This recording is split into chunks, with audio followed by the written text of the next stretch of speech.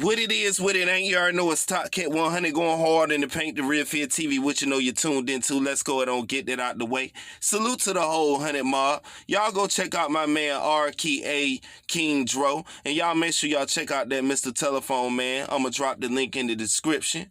To all my haters, your mother has a possum mouth, and your mother's nickname is called Saddleback. That's how diesel her back is. We catch a ride across town, and we all good to get some backwoods. You understand what I'm talking about? Now, with all this being said, we got to talk about Lil Durk, man, because if we don't talk about this Lil Durk situation, then all my Chicago people going to be left off, man. Now, it's been toss-ups of him being the Jay-Z of the South, and we all been hearing this. But what we got to all understand is that what they mean by that is that he's making Jay-Z type of moves, not necessarily as in lyricism, because a lot of people is getting this mixed up. Now, when we talk about Lil Durk, we got to talk about him being the voice of the streets of the youth right now. And he really is. No matter if I like it, no matter if you like it, we're talking about facts. I know people think it's NBA Youngboy. I know it's some people that might think it's the baby or Lil Baby. It's not none of them niggas. It's Lil Durk. Because right now, that's what numbers is showing.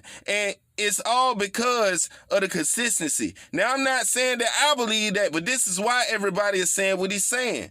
Now, what we all got to realize about Lil Durk is his type of influence that he got in the Chicago area stretches further than any MC that almost came out of Chicago when you speak of anybody other than Kanye and Common and all of the older type rappers. We talking about him right now running the younger generation. Chief Keef kind of fell back to the point where he's not really striking them as hard as they did, and his influence has been lost because his disconnect from the city. You get what I mean? So everybody that's already been in Chicago, that already know the history of Chief Keef and how it got that way, you know what I'm saying? First he was banned from Harvey, and then, you know what I'm saying, he can't come on State Street, nowhere up that street from what everybody say because it's too many people into it. Now, King Von is recently about to drop something in October.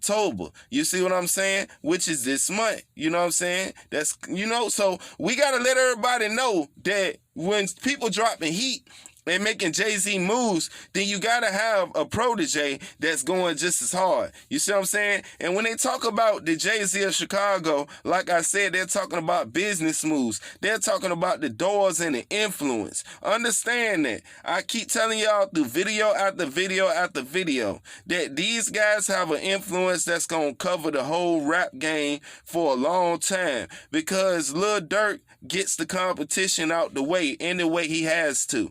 And I hope y'all read up under that, because that's real talk. He play it smart. He don't say too much on social media. Now 6ix9ine and everybody tried to pay him $3 million to try to get out there and try to beef with him and trying to bait King Von in the situation as well. Now, King Von has his own problems with Asian Doll that he need to get reconciled, because his downfall gonna be women. You see what I'm saying? If he don't tighten up, because right now he heating up, he got a big influence, and he got a lot of influence that actually backs Lil Durk up. So understand that.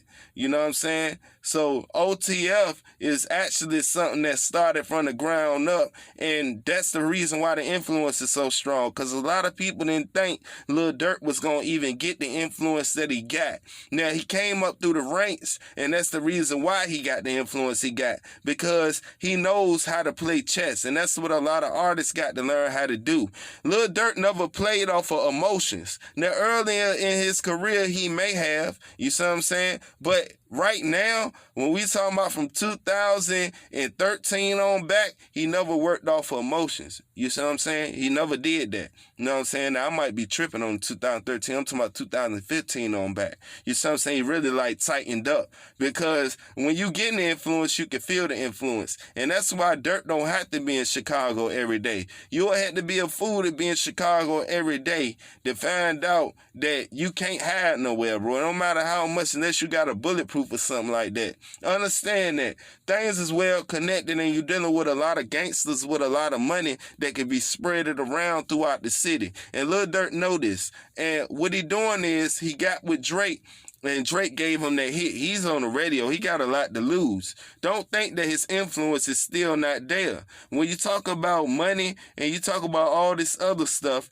he been getting to it. And that's just facts. So with all that being said, we want to talk about that's what they mean when they talk about Jay-Z of the Chicago scene, because that's what he doing. He making power moves. He done already got enough hits up under his belt to where he can set the standard of what it's supposed to be when you come out of Chicago with music. Because it's a lot of other people out of Chicago that kind of lost their steam, that's still doing their thing, such as Lil Bibby. He lost a lot of steam because if anybody remember, he was popping hard when he had that We Are Strong with Kevin Gates, and G Herbo was hot, and he always been hot, but he won't as hot as Bibby right then. Now all of a sudden, G Herbo is way up there, and now Bibby kind of fizzled back because it's all about consistency and energy, and that's what's going to keep your career going. Lil Durk knows that he has the influence and the energy to keep this up due to the, you know what I'm saying, ties and the friendships that he made in the industry. He already told y'all in his live that he always wanted to be the superstar nigga. He always wanted a lot of money. He always wanted everything to come with this, and he always wanted to do whatever it took to get to that point. You see what I'm saying? And not in a way where he sold himself, because he didn't. You know what I'm saying? The most authentic youngin' out of everybody. And you might not agree with, you know, some of the things he do, some of the ways he choose to do him and, you know what I mean, live his life, but that's with anybody, you know what I'm saying? Ain't nobody here to please you niggas, you know what I'm saying? You gotta stop being peanut butter and jelly niggas, you know what I'm saying? Nobody's here to pacify how another man look to you and how they do their thing. So with all that being said, y'all recognize that when Lil Durk actually let King Von out his cage and, you know what I'm saying, now he hot and, you know what I mean, all the type of influence that they building up, y'all got to know that this is going to go into the next millennium might be. Everybody's not going to survive this era except for the ones that's really being authentic and that they ain't got no real stains on their jacket. Now, with all that being said, man, I'm out, man. Salute to the whole 100 Mob, man. Y'all make sure y'all go check that merch out, man. Y'all DM me on IG and y'all make sure y'all check out the designs, man.